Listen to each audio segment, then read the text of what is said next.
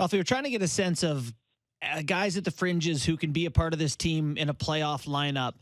Connor Timmins has played a number of games now for the Leafs, and last night Bobby McMann makes his debut.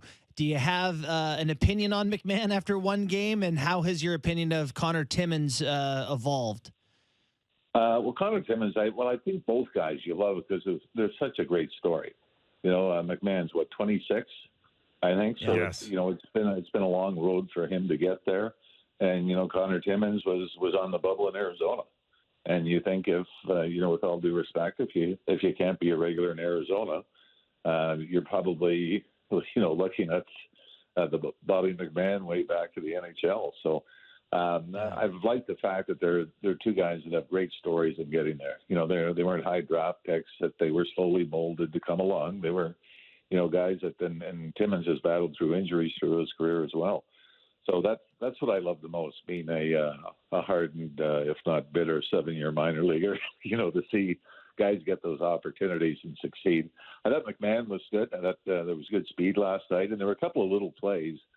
There was one, it was a nothing play in the scheme of things, but the puck came around the boards on the right wing side, and as he was getting there, you saw him look over his shoulder to see if anybody was coming.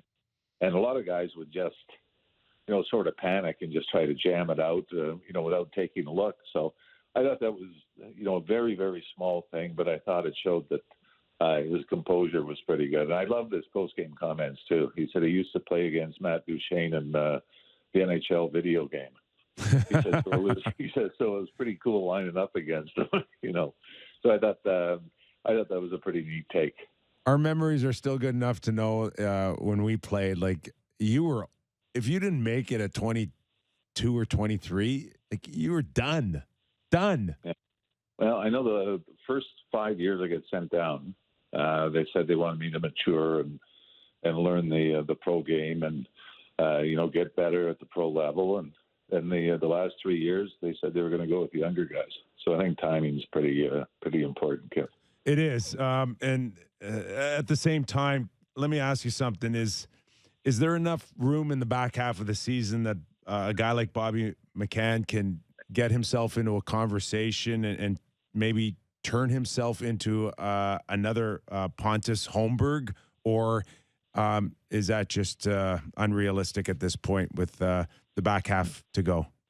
No, I don't think it is unrealistic. I think you're looking to fine tune the fourth line. I don't know if there's a bigger trade out there for a defenseman, or if you're not happy with Yarncrook, who's been very good when he's played with Tavares and Marner.